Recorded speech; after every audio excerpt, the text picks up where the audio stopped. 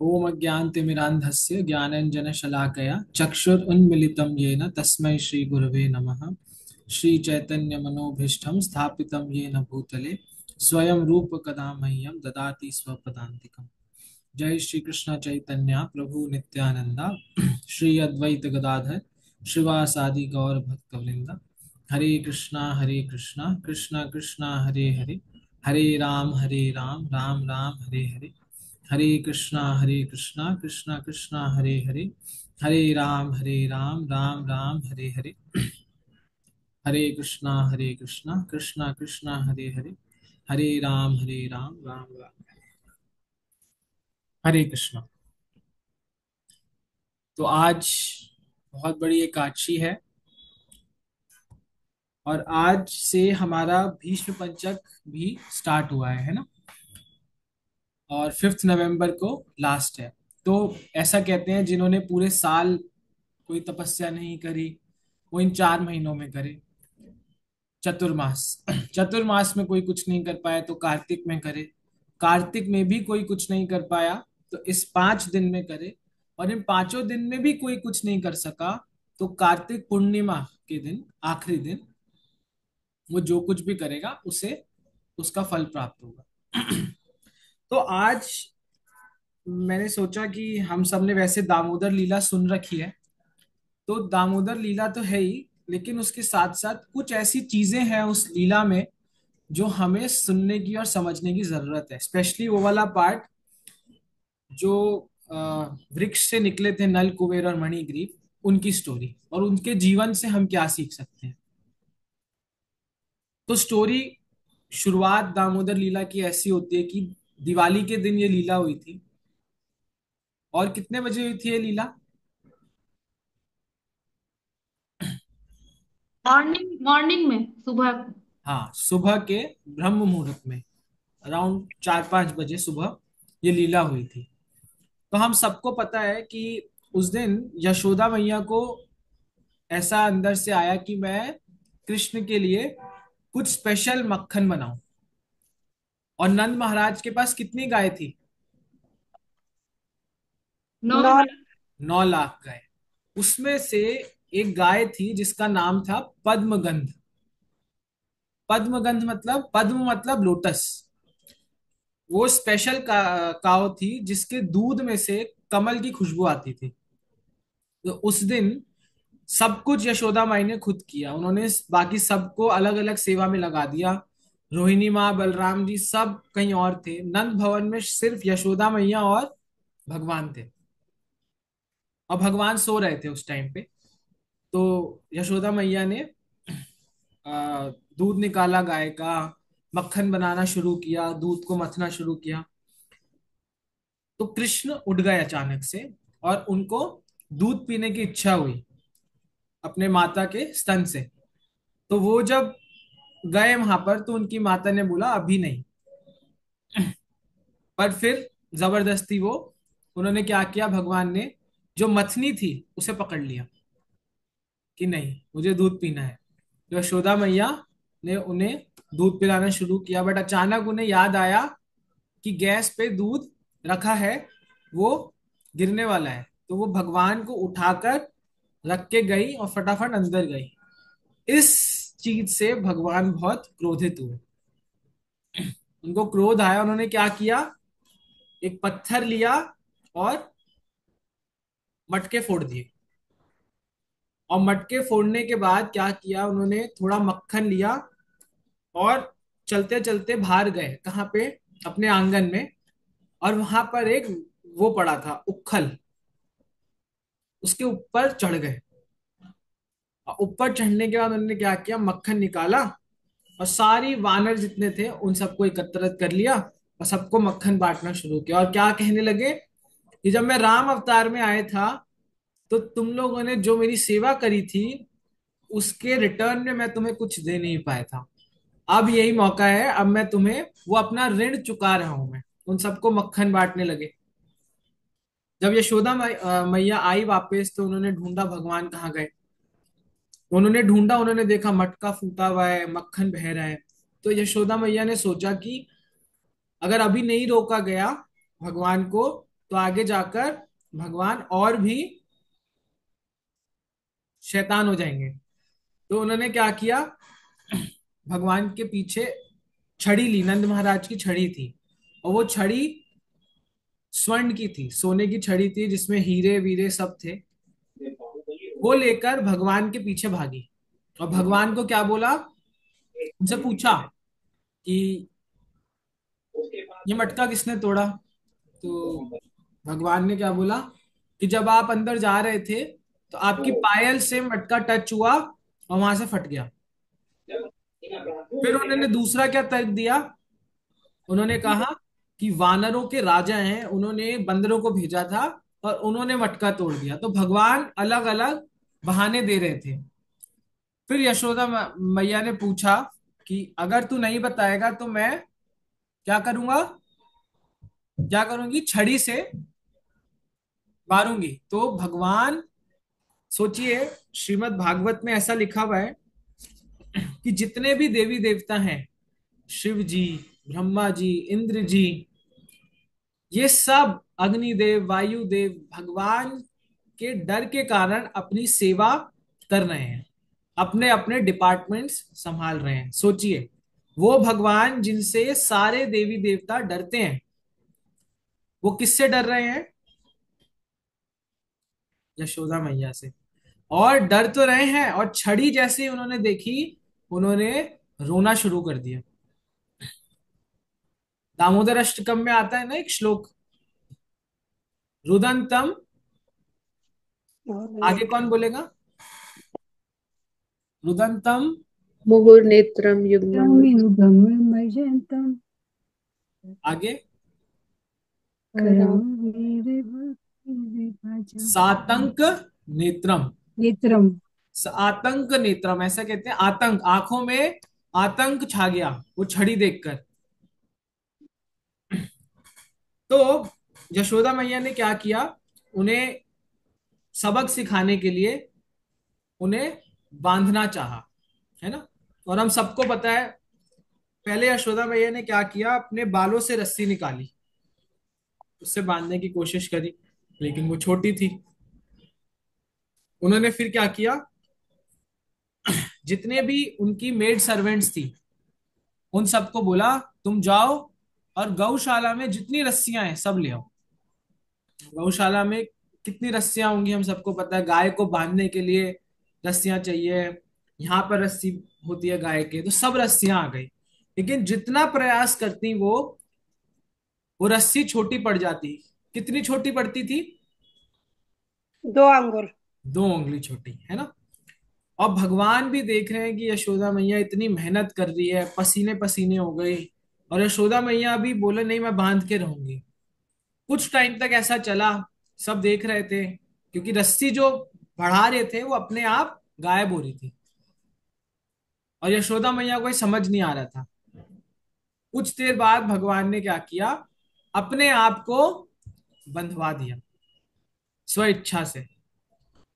तो हमारे आचार्य हैं वो इस संदर्भ में ये बताते हैं कि जो व्यक्ति भगवान को नहीं बांधता, जो व्यक्ति भगवान को नहीं बांधता, भगवान उसको कर्म बंधनों से बांध देते हैं। और जो व्यक्ति भगवान को बांध लेता है, भगवान उसे मुक्त कर देते हैं। यमपाश से मुक्त कर देते हैं। यमपाश मतलब यमराज के चंबुल से मुक्त कर देते हैं, है ना। तो यहाँ पर हमारे जो आचार्य हैं उन्होंने इस चीज में ये समझाया है हमको। अब भगवान रोने लगे, जब भगवान बंध गए तो वो रोने लगे, और रोकर किसको याद किया, रोहिणी मैया को और बलराम। लेकिन दोनों ही नहीं थे, वो कहीं और चले गए थे। फिर उन्होंने देखा आसपास, तो आसपास देखा तो कौन थे, उनके सारे सखा। उनको बोला कि मुझे छुड़वाओ, मुझे रस्सी खोलो। तो उन्होंने कहा भाई हम तो नहीं कर सकते, हम करेंगे तो हमें भी यशोदा मैया बांध देगी। तो भगवान ने कहा अच्छा तुम मेरे को खोल नहीं सकते, तो एक काम करो तुम भी बंध जाओ, या मेरा जो ओखल है उसको गिरा दो। जिससे मैं क्या करूं, घसीट घसीट के उसके साथ खेल सकूंगा। तो ऐसा ही किया। उनके जो सखा थे उन्होंने कहा हाँ ये तो हमें किसी ने मना नहीं किया करने के लिए, ये हम कर सकते हैं। और भगवान ने क्या किया, वो जो ओखल था उसे घसीटना शुरू किया। घसीटते घसीटते उन्होंने देखा, क्या देखा उन्होंने, यमलार्जुन के दो वृक्ष। दो पेड़ देखे। और जैसे ही उन दो पेड़ों को देखा उन्होंने, किसका स्मरण हुआ उन्हें तुरंत, वही मणिग्रीव और नलकुबर। नहीं, नारद मुनि का। किसका स्मरण हुआ, नारद न- मुनि का। क्यों, क्योंकि वो पेड़ में जो बंधे हुए थे दो देवता, वो किसकी वजह से बंधे हुए थे, नारद मुनि की वजह से। ऐसा कहते हैं कि जब भी हम कोई प्रार्थना करते हैं भगवान के आगे, चाहे वो गजेंद्र मोक्ष हो, चाहे वो कुंती महारानी की प्रार्थनाएं हो, तो भगवान हमें तो हम हमें तो देखते ही हैं, लेकिन सबसे पहले भगवान को किनका स्मरण होता है, उनका। जैसे अगर आप भीष्म स्तुति गा रहे हैं तो भीष्म पितामह का, गजेंद्र मोक्ष गा रहे हैं तो गजेंद्र का स्मरण होता है। क्यों, क्योंकि वो शुद्ध भक्त है भगवान के।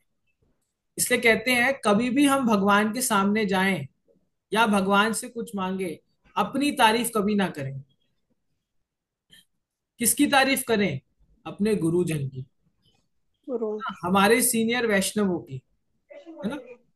जब तक हम शुद्ध भक्त ना बन जाएं, हमें अपनी तारीफ भगवान के आगे कभी नहीं करनी। ठीक है।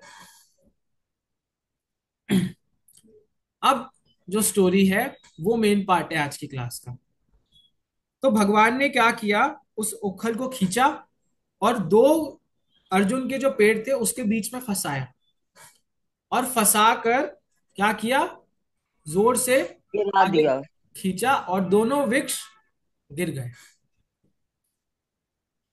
उन वृक्षों में से कौन प्रकट हुए, दो देवता, जिनका क्या नाम था, नल और कुबेर। नल कुबेर नलकुबेर और और मणिग्रीव। मणिग्रीव, है ना। अब इनकी क्या स्टोरी है। नल कुबेर और मणिग्रीव जो थे, वो दोनों शिव जी की परमिशन से उनके सेवक थे। और कैलाश मानसरोवर के पास उन्हें परमिशन थी कि जो जंगल है कैलाश के पास वहां पर वो भ्रमण कर सके। मैं एक प्रेजेंटेशन शेयर करता हूँ, एक सेकंड रुकिए।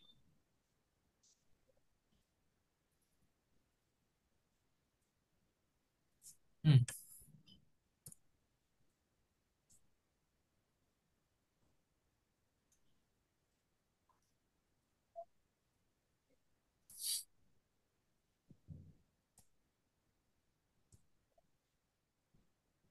आप सबको दिख रही है स्क्रीन। जी प्रभु। हाँ। अब श्रीमद् भागवतम में परीक्षित महाराज ने पूछा सुखदेव गोस्वामी से कि नल कुबेर और मणिग्रीव ने ऐसा कौन सा नंदनीय ऐसा कौन सा कार्य किया था, घृणित कार्य, जिस वजह से उन्हें पेड़ की योनि मिली। तो उसमें बताया गया सबसे पहले पात्रता, क्या, कि दोनों नल कुबेर और मणिग्रीव जो थे अत्यंत गर्वित थे। क्यों, कौन थे वो, भगवान शिव के पार्षद। और उन्हें कैलाश पर्वत से सटे हुए बाग में विचरण करने की अनुमति थी। और वो किसके तट पे था, मंदाकिनी नदी के तट पर।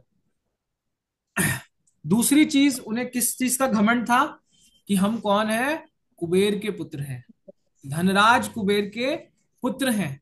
इस चीज का उन्हें घमंड था। और हम देवता हैं, और हम जवान हैं और सुंदर हैं। कुबेर के दोनों पुत्र बहुत सुंदर थे, है ना। उन्हें उस चीज का भी अपने आप में घमंड था, और हमें ज्ञान है।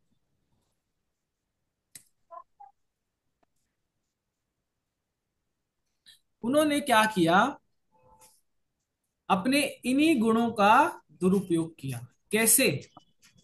उन्होंने वारुणी नाम का एक मदिरा पान किया हुआ था बहुत ज्यादा, और क्या कर कर रखा था उधर, मंदाकिनी नदी में नग्न अवस्था में स्त्रियों को लेकर वो क्या कर रहे थे, स्नान कर रहे थे, स्नान है कर ना? रहे थे। और उनकी आंखें जो थी सारी कैसे थी, नशे में, वारुणी के प्रभाव में नशे में थी, उन्हें नहीं पता था क्या है, और नग्न अवस्था में थे। ऐसा कहते हैं। उन उन दोनों भाइयों पे माया का चारों तरफ से आक्रमण था, है ना? अब देखिए, उनके पास शिव जी की अनुमति थी, कुबेर के पुत्र थे, ऐसी कोई चीज नहीं थी जिसकी कमी हो। और शास्त्र ऐसा कहते हैं, इनमें से कोई भी एक भी गुण अगर हम में हो, और उस गुण के साथ अगर अभिमान, अहंकार या फिर गर्व मिल जाए, तो सारे गुण खत्म। वही सारे गुण किस में कन्वर्ट हो जाते हैं, अवगुण में, अवगुण में। है ना? चाहे कोई भी बड़ा से बड़ा पुरुष हो, क्या होता है, अगर इन सब गुणों के साथ साथ उसमें अभिमान, अहंकार आ जाए, सब खत्म। ठीक है? ये वैसा ही है जैसा मान लीजिए अमृत के कलश में एक बूंद विष गिर जाए, आप में से कौन है जो पिएगा उसे? कोई भी नहीं। कोई है जो पिएगा? नहीं। कोई भी नहीं। इसलिए इतने सारे गुणों में अगर एक बूंद विष का भी गिर जाए, अहंकार, है ना, आ जाए, तो सारे गुण अवगुण दिखने लग जाते हैं। तो उसी वक्त कौन आए वहां पर? नारद मुनि। और जब नारद मुनि आए, तो जो स्त्रियां थी उन्होंने शर्म के मारे अपना शरीर ढका, लेकिन नल, कुबेर और मणिग्रीव, उन्होंने वो भी नहीं किया, और गुरु के प्रति अपराध किया, एक तरीके से देखा जाए तो, है ना? ना उनका आदर किया, ना सम्मान किया, और उनकी आंखें देखकर नारद मुनि समझ गए कि ये दोनों भाई अभी किसमें है, नशे में। नशे में। और जितनी भी नशे में। स्टोरी मैं आपको सुना रहा हूं, क्या होता है, भगवान को हमें कुछ सिखाना होता है ना, तो डायरेक्टली आकर नहीं बोलते हैं, वो क्या करते हैं, अपने कथा बना देते पार्षदों थे। को निमित्त बनाते हैं, है ना, जिससे हमें वो ज्ञान दे सके। जिन मैंने गुणों की बात करी, हम सब में कोई ना कोई गुण है ये वाला, है ना? कोई बहुत बड़े कुल में जन्मा है, किसी के पास बहुत धन है, कोई बहुत सुंदर है ना? तो ये आप अपने ऊपर अप्लाई करके देखना और इससे सीखना कि क्या कहा गया आगे। नारद मुनि ने बहुत ज्ञान दिया है इसमें। तो नारद मुनि ने जब देखा, तो नारद मुनि ने विचार किया कि मुझे इन दोनों भाइयों को क्या बनाना है, विनम्र। और कैसे बन सकते हैं नम्र? सबसे नम्र कौन होता है, सबसे ज्यादा विनम्र कौन सी योनि होती है, जिसमें हम कहते हैं ना कि पेड़ पे फल आ जाते हैं, तो गाय। पेड़ पे यदि फल आ जाते हैं तो क्या होता है, पेड़ रुक और जाओ। झुक ऊपर उठ जाता जाता है या झुक जाता है है। रुक रुक जाता है। जाता है पेड़। है ना? तो उन्होंने, नारद मुनि ने क्या सोचा कि अब इनका उद्धार कैसे होगा, इनको मैं तो पेड़ बना।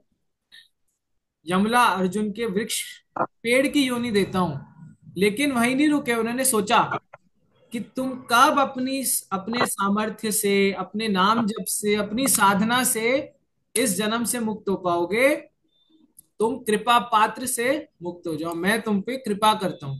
और उन्हें कहाँ का वृक्ष बनाया, वृंदावन में। वृंदावन में भी कहाँ का, भगवान के महल के सामने। और क्या बोला, तुम प्रत्यक्ष अपनी आंखों से पूरी की पूरी भगवान की लीलाएं देखोगे। और कितने वर्ष तक वो लोग वहां पर पेड़ बन के रहे, 100 वर्ष तक। 100 दैवीय वर्ष, मतलब हजारों साल तक वो वहीं पर थे, भगवान की लीलाएं देखते थे। और इतनी कृपा हुई उनपे, इतनी कृपा हुई कि भगवान उस पेड़ पे चढ़ते थे, है ना, जब खेलते थे तो उसके पीछे छुपते थे, उनका स्पर्श करते थे। कैसे हो पाए ये सब? क्योंकि उन्होंने जो बुरे कर्म करे थे, इसलिए उनको वो वृक्ष बना दिया गया। जब बट वो वृक्ष कृपा बन गए कैसे तो ये मिली? कृपा कैसे मिली? किसकी वजह से कृपा मिली उन्हें? गुरु की वजह से। गुरु की वजह से। मुनि की वजह नारद से। मुनि की कृपा नारद से। मुनि की वजह से। हाँ, नारद मुनि की वजह से। नारद मुनि जी की कृपा से, एक शुद्ध भक्त की कृपा से। शुद्ध भक्ति। और उन्होंने, नारद मुनि ने क्या किया? गंगा से खींचकर उन्हें कहाँ पर छोड़ दिया? यमुना पे। हाँ कि ना? मंदाकिनी से खींचकर वृंदावन में स्थान दे दिया उन्हें। कई बार हम सोचते हैं ना, गुरु गुरु हमें डांटते हैं, गुरु हमें कटाक्ष देते हैं। वो वैसा ही लेकिन है हाँ जैसा नहीं, आप चीनी का गोला कहीं से भी खाएं, कैसा लगेगा? मीठा लगेगा। अच्छा लगेगा। वैसे गुरु के शब्द, गुरु चाहे हमें डांटे या हमें प्यार करें, समान है। दिखाने के लिए करते हैं। सिखाने के लिए करते हैं। आप सोचिए, नारद मुनि का श्राप भी उन दोनों भाइयों के लिए कितना सिद्ध साबित बहुत हुआ, अच्छा रहा। है ना? भगवान के दर्शन हो गए उनको। जिस दर्शन को प्राप्त करने के लिए ना ब्रह्मा जी को अनुमति। एक बार ऐसा स्टोरी आती है, एक बार अ, ब्रह्मा जी को ब्रह्मा जी भगवान के दर्शन करना चाहते थे। तो वो जब भगवान के लोक पे आए, तो वहां पर ललिता सखी ने, द्वार पे थे, ललिता सखी ने उनको पूछा, आप कौन है? तो ब्रह्मा जी एकदम, अरे मैं सृष्टि का रचयिता, तुम सबको मैंने बनाया है। तो उन्होंने कहा अच्छा। कहते तुम्हारे वो जो अंदर है ना भगवान, उनको जाके बोलो, देखो वो कैसे भागे भागे आएंगे मुझे लेने। तो ललिता सखी ने बोला अच्छा, तो जाओ पूछ के आओ। तो ललिता सखी गई, तो उन्होंने, भगवान अपनी लीला में थे, तो भगवान को वो बोला कि द्वार पे ब्रह्मा करके कोई आए हैं, वो कह रहे हैं कि वो उन्होंने सृष्टि बनाई है और आप उनको जानते हैं। और तो भगवान ने कहा, क्या बोला? मेरे शरीर में जितने रोम है, एक रोम में करोड़ों करोड़ों ब्रह्मांड निकलते हैं, है ना? और हर ब्रह्मांड का एक ब्रह्मा है। पूछ के आओ पहले तो वो मेरे कौन से रोम का, कौन से ब्रह्मांड का ब्रह्मा है। जब वो बाहर गई और उसने ऐसा पूछा ललिता सखी ने, तो ब्रह्मा जी को शर्म आ गई। उनको सारी उनकी जितनी भी वो थे ना घमंड, सब चूर चूर हो गया। शुरू हो गया। तो नल कुबेर और मणिग्रीव को इतना परम सौभाग्य मिला कि भगवान के प्रत्यक्ष लीलाएं देख रहे हैं, जिसको बड़े बड़े देव नहीं देख सकते, है ना? फिर आगे क्या हुआ? जब नारद मुनि ने उन्हें श्राप दिया, तो उन्हें कुछ ज्ञान की बातें करी उनकी अवस्था देखकर। और उन्होंने क्या कहा,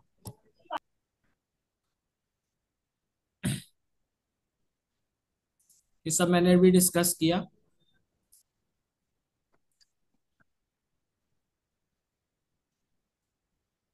उन्हें धन के बारे में बताया कि भौतिक धन का कितना खतरा है, ये हम सब भी समझें। हमारे धन को लेकर बहुत सारी मिसकंसेप्शन होगी, या हमारी कुछ परसेप्शन होगी धन को लेकर। यहाँ पर नारद मुनि ने क्या सिखाया, ये कौन पढ़ना चाहेगा? ये वाला पार्ट जो इधर ट्रांसलेशन आ रहा है वही पढ़ना है बस। मैं पढ़ दूं प्लीज। हाँ जी, पढ़िए। कहाँ से शुरू करना है प्रभु जी? इधर से, निश्चित भौतिक ही। भौतिक धन निश्चित। के खतरे। यहाँ से नौ, हाँ, भौतिक धन के खतरे। बस ट्रांसलेशन पढ़िएगा माता जी, इधर से श्लोक मत पढ़िएगा। जी, सभी को दंडवत प्रणाम। हरे कृष्णा, हैप्पी एकादशी। भौतिक धन के खतरे। निश्चित ही भौतिक भोग से अधिक कुछ भी नहीं है। जो रजोगुणी व्यक्तियों की बुद्धि को आकर्षित करता है। 4 भौतिक नियमों जन्म, ऐश्वर्य, श्रुत, श्री में से संपत्ति की अपेक्षा अपना सारा धन शराब, स्त्रियों तथा जुआ खेलने में लगा देता है। क्या बोला गया है यहाँ पे कि भौतिक भोग से अधिक कुछ भी नहीं है, और उसमें भी सबसे सर्वश्रेष्ठ किसको कहा गया है? संपत्ति की अपेक्षा को।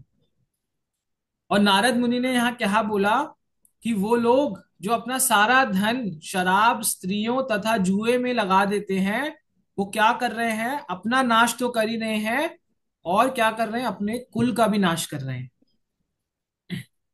आगे उन्होंने क्या बोला? आगे पढ़िए। जिन्हें अपने धन पर मिथ्या गर्व रहता है, या जो राजसी परिवार में जन्म लिए रहते हैं, वे अपने नश्वर शरीरों को अजर अमर सोचते हुए मौज मस्ती के लिए बेचारे पशुओं का निर्दयता पूर्वक वध करते हैं। चाहे जो भी हो, मृत्यु के बाद उनका शरीर कीट, मल या राख में परिणत हो जाता है।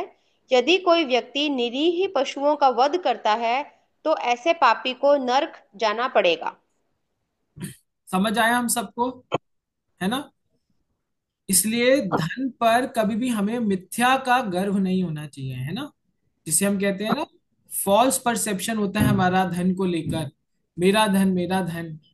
और उस धन को जब हम मिस यूज करते हैं, क्या करते हैं? निर्दयता पूर्वक पशुओं का वध करते हैं, क्या होता है? धन की हानि होती है, और आपकी भी हानि होती है। चाहे जो भी हो, मृत्यु के बाद उनका शरीर कीट, मल या राख में परि परिणत हो जाता है ना? यदि कोई व्यक्ति निरीह पशुओं का वध करता है, तो ऐसे पापी को नरक जाना पड़ता है। जो लोग कहते हैं ना, अरे स्वर्ग और नरक तो यही है, स्वर्ग भी नहीं है, यही है, और नरक भी यही है, नहीं। भागवतम में 28 प्रकारों का के नरकों का वर्णन आता है। कितने? 28। और सॉरी, और उन सब नरकों में ऐसा बताया गया है, अब गरुड़ पुराण खोलेंगे तो उसमें आता है, हर नरक का अलग डिस्क्रिप्शन दिया है कि आप ये करेंगे तो आपको किस नरक में जाना है, वहां क्या सजा मिलेगी, है ना?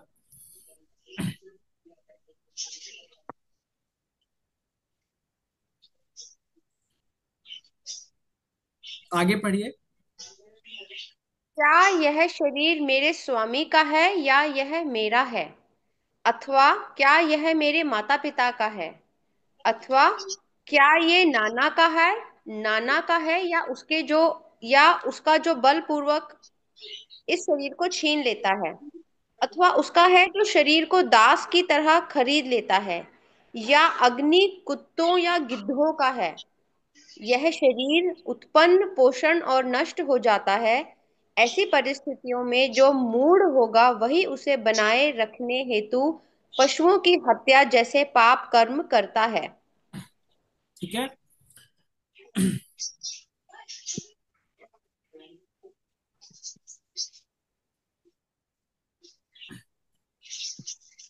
जिसे दर्द का, दरिद्रता हाँ बोलिए बोलिए माता। दरिद्रता के लाभ। जिसे दर्द का अनुभव है, वह दूसरों को दुख नहीं देता है, अन्यथा वे दूसरों को पीड़ित कर सकते हैं। दृष्टांत: जिसे सुई से चुभन का अनुभव है, वह कभी नहीं चाहेगा कि अन्य लोग इस तरह के कष्ट भोगें। हाँ, तो हम कई बार कहते हैं ना कि अरे उसे करने दे, गिर के ही सीखेगा। कई बार हम किसी सिचुएशन से गुजरते हैं, तो हम किसी को बताते हैं कि आप ऐसा मत करना, आपको कष्ट होगा। तो बहुत लोग हैं जो नहीं सुनते हैं, तो हम क्या बोलते हैं? नहीं सुन रहा, ठीक है, गिर के सीखेगा अपने आप, है ना? वैसे इसमें बताया है, जिसे सुई से चुभन का अनुभव है, वह कभी नहीं सोचेगा कि अन्य लोग इस तरह से कष्ट भोगे, बिल्कुल नहीं सोचेगा। और आगे क्या बताया? दरिद्र व्यक्ति स्वतः ही अनासक्त हो जाता है मुक्ति के लिए योग्यता। इसमें बताया गया है कि एक गरीब व्यक्ति और अमीर व्यक्ति के बीच में क्या फर्क है। पढ़िए माता जी। दरिद्र व्यक्ति को स्वतः तपस्या करनी पड़ती है क्योंकि उसके पास अपनी कोई संपत्ति नहीं होती। शरीर के अभाव में इंद्रियां नियंत्रित रहती हैं। शक्ति के अभाव में, सॉरी, शक्ति के अभाव में इंद्रियां नियंत्रित रहती हैं। उसकी मिथ्या प्रतिष्ठा समाप्त हो जाती है। दैव कृपा से उसे जो भी मिल जाता है उसी से उसे संतुष्ट रहना पड़ता है। इससे उसकी शुद्धि हो जाती है। ठीक है, ये बताया गया है कि जब किसी दरिद्र व्यक्ति के पास धन नहीं होता, कुछ नहीं होता, तो क्या क्या उसके अंदर चीजें होती है, क्या क्या भाव होते हैं, क्या क्या उसका दूसरों के प्रति क्या होता है, स्वभाव होता है ना। चाहे वो धन के प्रति हो या लोगों के प्रति हो, वह धीरे धीरे क्षीण होता जाता है, विनम्र होता जाता है। ऐसे व्यक्ति को उन तपस्याओं का फल स्वतः प्राप्त हो जाता है जिसे संत पुरुष स्वेच्छा से करते हैं। संत पुरुष दरिद्रों के साथ बिना रोक टोक के घुल मिल सकते हैं, किंतु धनी व्यक्तियों के साथ नहीं। अतः उसके मन का सारा मैल धुल जाता है। हमने कई बार ये देखा होगा कि जितने भी संत पुरुष होते हैं वो ज्यादातर धनी लोगों से दूर रहते हैं। किसके साथ ज्यादा रहते हैं? जो धन से दूर है, जो धन की माया से दूर है, और आप देखिए जल्दी घुल मिल जाते हैं उनसे, है ना।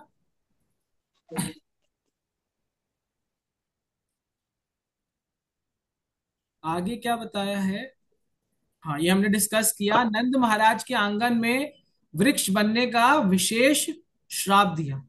अंत में भगवान का दर्शन कर पाएंगे, ऐसा नारद मुनि ने कहा कि तुम 1000 साल तक वहां पर रहोगे और जिस इंद्रियों के वश में तुम हो, तुम सब कुछ भूल जाओगे। अब देखिए, जो पेड़ होता है, क्या होता है उसका? वो हजारों साल तक एक ही स्थान पर खड़ा रहता है ना। उन्हें जो नल कुबेर और मणिग्रीव थे, नारद मुनि ने उन्हें कहा कि तुम इस अवस्था में हजारों साल तक रहोगे, जब तक तुम्हारा ये घमंड जो है अपने शरीर के प्रति ये टूट ना जाए, तब भगवान तुम पे कृपा करेंगे। कृपा करेंगे। और इस प्रकार नल कुबेर तथा मणिग्रीव जुड़वा अर्जुन वृक्ष यमला अर्जुन बन गए। और भगवान ने क्या किया? भगवान ने, जब मैंने आपको बताया, जैसे ही भगवान उस वृक्ष के नजदीक जा रहे थे, उन्हें किसका स्मरण हुआ? नारद मुनि का।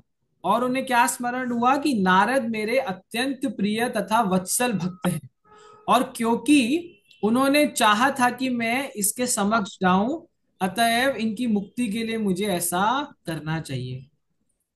मतलब भगवान अपने भक्तों के लिए कुछ भी कर सकते हैं, है ना। भक्त की इच्छा पूरी करने के लिए भगवान ने ये पूरी लीला करी। ओखली को बलपूर्वक अपने पीछे घसीटते हुए बालक कृष्ण ने दोनों वृक्षों को उखाड़ दिया। दोनों वृक्ष बुरी तरह से हिले और तड़तड़ाते हुए भूमि पर गिर पड़े। वृक्षों से दो महान सिद्ध पुरुष, जो साक्षात अग्नि जैसे लग रहे थे, बाहर निकल कर आए। उनके सौंदर्य का तेज चारों ओर प्रकाशित हो रहा था।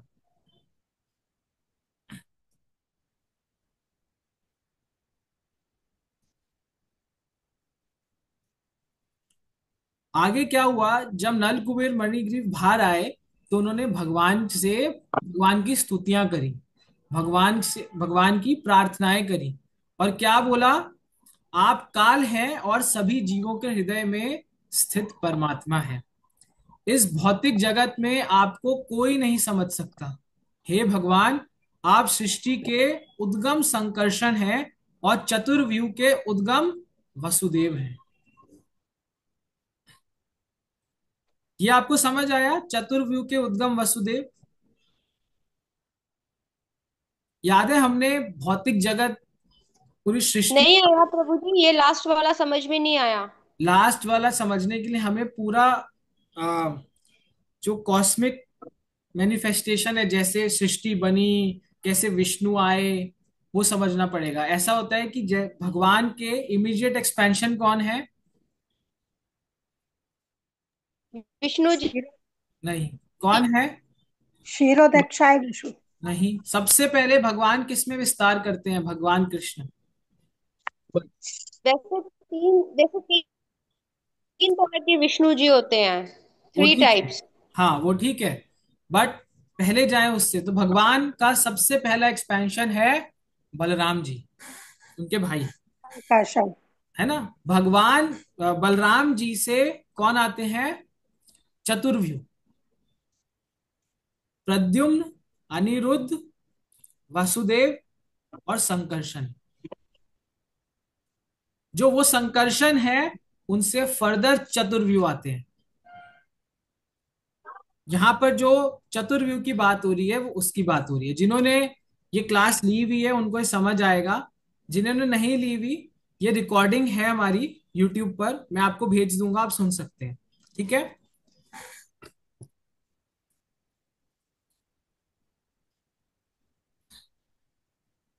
आगे क्या बोला? आप सभी अवतारों के स्तोत्र अवतारी हैं। फाउंटेन हेड कौन है?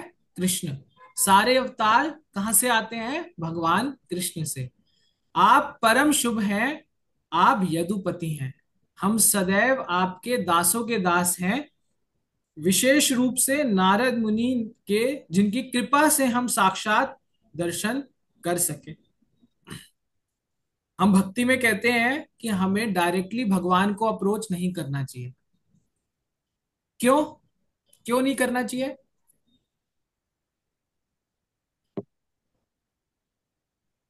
पहले हमें गुरु महाराज से आज्ञा लेनी क्यों? ये वैसा ही है जैसा अगर हमें प्राइम मिनिस्टर से मिलना है तो क्या डायरेक्टली जा सकते हैं? चाहिए। नहीं, नहीं। उसके असिस्टेंट से पहले मिलना पड़ेगा। इनके असिस्टेंट से मिलना पड़ेगा, और उसके असिस्टेंट तक भी हमें कोई और है जो पहुंचाएगा, है ना। हम तो नहीं जानते असिस्टेंट को। वैसे ही भगवान है। भगवान के पास अगर हमें पहुंचना है, या गुरु से। भगवान तक हमें अपनी कुछ प्रार्थनाएं या अपना कुछ प्रसाद या भोग कुछ पहुंचाना है, कुछ भी, कौन पहुंचाते हैं? गुरु के द्वारा। गुरु के द्वारा। क्योंकि गुरु भगवान के डायरेक्ट कांटेक्ट में है, इसलिए हमें हमेशा कैसे रहना चाहिए? गुरु के सर्वेंट ऑफ द समीप। सर्वेंट। भगवान के दास के भी दास के भी दास बन के रहना चाहिए, है ना। जो लोग कहते हैं कि भगवान और मेरे बीच कोई नहीं आएगा, वो गलत है। गुरु बिना भगवान को नहीं प्राप्त कर सकते। ठीक है। और ये हम देखते हैं कि, और बताइए एग्जाम्पल आपकी, नारद मुनि ने और कहाँ कहाँ कृपा करी, किस किस पे कृपा करी? एग्जाम्पल दे सकते हैं आप? प्रभु जी ध्रुव महाराज पर। बिल्कुल सही। और?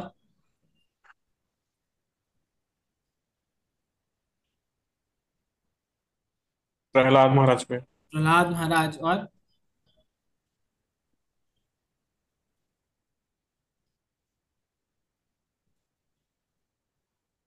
और बताइए, मी, एक बहुत। मीराबाई मीराबाई।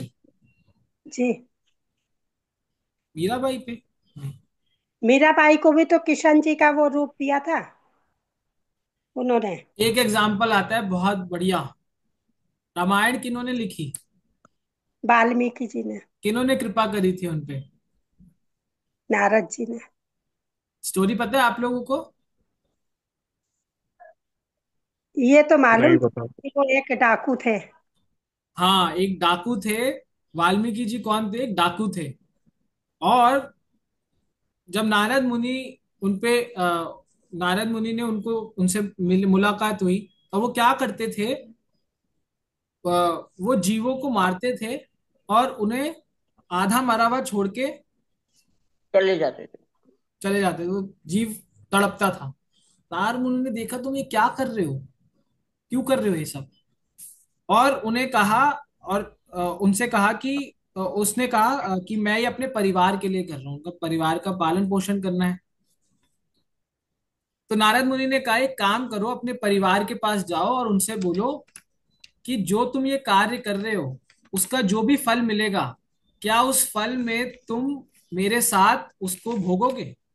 जब वो अपने परिवार के पास गए, उनसे पूछा, तो परिवार वालों ने मना कर दिया। कहा कि सभी ने। कर तुम दिया। पाप कर रहे, तुम कर रहे, हम क्यों उसमें भागीदार बने। और जब ये उन्होंने सुना तो वापस नारद मुनि के पास आए, और नारद मुनि ने उन्हें क्या बोला कि तुम राम का नाम लो। लेकिन वो इतने ज्यादा पापी थे वाल्मीकि जी, कि वो बोल नहीं पा रहे थे राम का नाम। वो क्या बोल रहे थे, मरा, मरा। मरा, मरा। मरा। और मरा मरा मरा बोलते राम में कन्वर्ट हो गया। और उन्होंने तपस्या करी, और क्या हुआ, एक चींटियों का पहाड़ बन गया उनके शरीर के पूरे आसपास।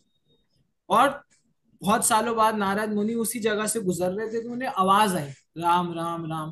तो देखा ये क्या है। तो जब वो पर्वत उसके पास गए, उन्होंने उसको हटाया, तो देखा उसमें कौन है, वही वाल्मीकि मुनि। और अब वो भगवान के भक्त बन गए, और उन्होंने ही आगे जाकर क्या किया, रामायण लिखी, है ना। तो इसमें एग्जाम्पल जो आता है गुरु का, कि गुरु की कितनी बड़ी इंपॉर्टेंस है हमारी लाइफ में। जैसे नारद मुनि ने कृपा करी इन सब पे और सबका उद्धार किया, है ना।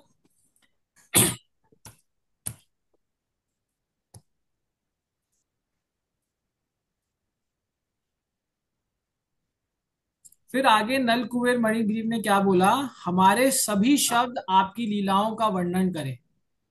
उनसे आग्रह किया भगवान से, हमारे कान आपकी महिमा का श्रवण करें, हमारे हाथ पांव तथा अन्य इंद्रियां आपको प्रसन्न करने के कार्यों में लगे, हमारे मन सदैव आपके चरण कमलों का चिंतन करें, हम सिर हमारे सिर संसार की हर वस्तु को नमस्कार करे, सारी वस्तुएं आपकी ही विभिन्न रूप हैं, हमारी आंखें वैष्णवों के रूपों का दर्शन करें जो आपसे अभिन्न है।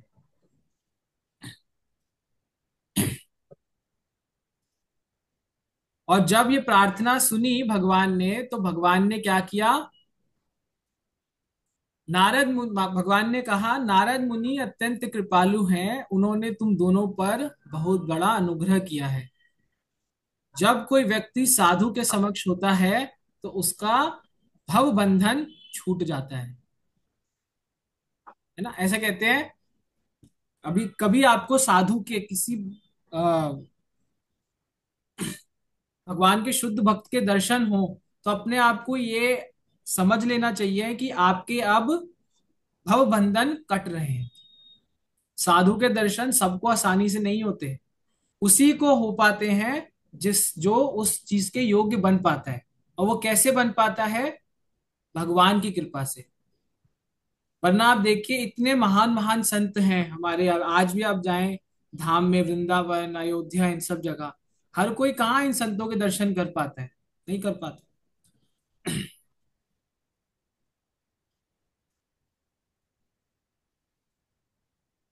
और आगे क्या हुआ, भगवान ने उन्हें फिर क्या बोला, हे नलकुबेर तथा मणिग्रीव, अब तुम दोनों अपने घर वापस जा सकते हो, तुम दोनों की इच्छा पूरी होगी, और अब तुम उस पद से कभी नीचे नहीं गिरोगे। और दोनों ने भगवान की परिक्रमा करी और अपने धाम को वापस चले गए। आपको पता है भगवान ने इन दोनों भाइयों को कौन सी सेवा दी अपने गोलोक वृंदावन में,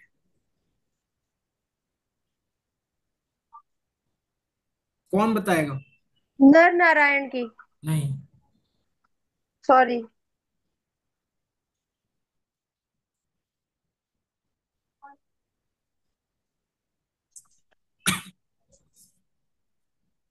भगवान ने नल कुबेर और मणिग्रीव को एक बने स्निग्ध कंठ, और एक बने मधुकंठ। और ये दोनों भगवान के धाम में शाम के वक्त भगवान की कथाएं करते हैं, भगवान की कथाओं को सारे गोलोक वासियों को सुनाते हैं। ये सेवा भगवान ने उन दोनों भाइयों को अपने धाम में दी। प्रभु जी, हाँ एक जी, छोटा प्रश्न पूछ सकती हूँ? हाँ जैसे जी। आपने बोला कि वो जहाँ पे स्थापित हुए और भगवान ने कहा कि अब तुम इस पोजीशन, इस मिनिमम पोजीशन से कभी नीचे नहीं गिरोगे, तो क्या हम कलयुग में जो संसारी लोग भक्ति करने की कोशिश कर रहे हैं, क्या ऐसा कुछ हमारे साथ भी होना संभव है कि? बिल्कुल माता जी, एक बार हम भगवान के धाम चले गए, वापस नहीं लौटेंगे कभी। अब आप बोल सकते हैं कि पहले भी तो हम भगवान के धाम में थे, फिर भी तो हम नीचे आए हैं, वो कैसे हुआ फिर? वो इसलिए क्योंकि हमने भगवान से द्वेष किया, ईर्ष्या करी। लेकिन अब क्या है, हम ज्ञान लेके जा रहे हैं, भोग लिया हमने सब कुछ। अब जब हम भगवान के धाम जाएंगे तो कभी वापस नहीं आएंगे। भगवान गीता में ये गारंटी कर रहे हैं कि अगर अंत काल में तुमने मेरा नाम ले लिया तो तुम मेरे धाम को वापस आ जाओगे, और उसके बाद कभी भी इस जन्म मृत्यु के चक्र में वापस नहीं फंसोगे। मैं तुम्हें अपने धाम में परमानेंट रेसिडेंस दे दूंगा।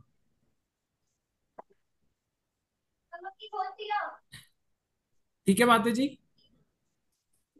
जी जी प्रभु जी, परंतु प्रभु जी, ये एक बात ये तो है कि अंतिम समय में स्मरण आ गया, परंतु साथ में चेतना का भी होता है ना, कि हमारी चेतना उस वक्त कैसी है। अगर हम बीमार होके मरे तो हम यही सोचते रहे, हाय हाय हाय सांस नहीं आया, या किसी और चीज में चेतना फंसी हुई, तब तो हमारा कब पतन होता है। क्योंकि जो एक भरत महाराज थे, वो सब कुछ छोड़ छाड़ के जंगल में चले गए थे, परंतु अंतिम समय में फिर बाद में उनको हिरण का जन्म लेना पड़ा था, और फिर बाद में उसका अगला जन्म एक पागल व्यक्ति का मिला था, और फिर तीसरी बार में जाकर उनको भगवान का धाम प्राप्त हुआ था। क्यों? क्योंकि भरत महाराज ने अपने शुरू में तो बहुत तपस्याएं करी, लेकिन के जब उनको एक हिरण मिला तो वो इसमें इतना अटैच हो गए कि मरते टाइम भी उन्हें अपने हिरण का ही स्मरण हुआ, है ना।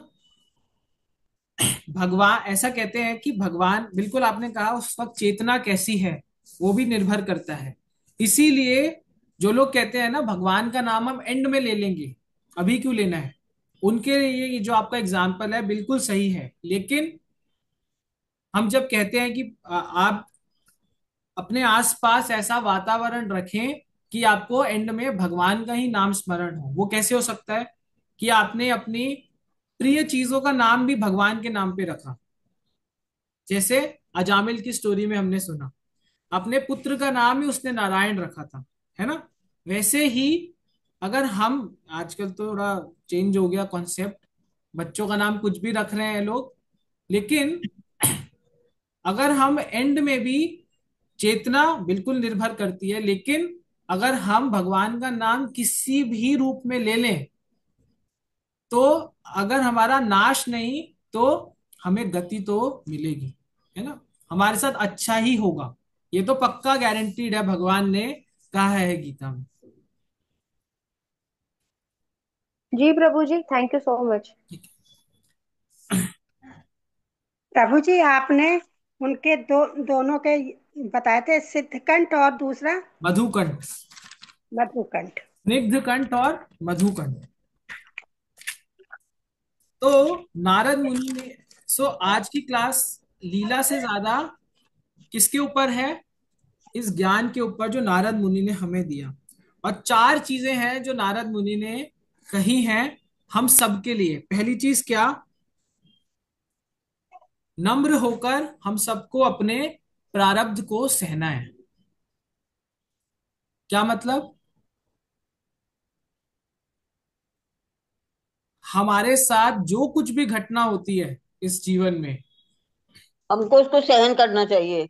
भगवान की कृपा प्रसाद मानकर उसको सहना चाहिए, अपने प्रारब्धों को सहना चाहिए, इधर उधर भागना नहीं चाहिए। नहीं चाहिए। दूसरा, प्रारब्धों को जब हम सहते हैं उस टाइम पे हमेशा भगवान का स्मरण हमें करते रहना होना चाहिए। चाहिए। तीसरा, धाम में अगर वास कर सके हम लोग तो बहुत अच्छा है ना। अब बहुत लोग हैं जो नहीं कर सकते, है ना, काम की वजह से या किसी और वजह से। तो प्रभुपाद कहते हैं कि मन से हमें अपने धाम में वास करना चाहिए, है ना। हमारे मन में हमें वृंदावन धाम या इतने सारे धाम है, वहां पर वास करना चाहिए। और एंड में क्या बोला, इस स्टोरी से क्या सिखाया कि जब भगवान आए आपके समक्ष तो छलांग मारकर भगवान को दंडवत प्रणाम करना चाहिए, जैसे उन दोनों वृक्ष ने किया, है ना। ठीक है, समझ आई आप सबको आज की क्लास? हाँ जी। किसी का कोई प्रश्न, कोई कुछ पूछना चाहे? हरे कृष्णा।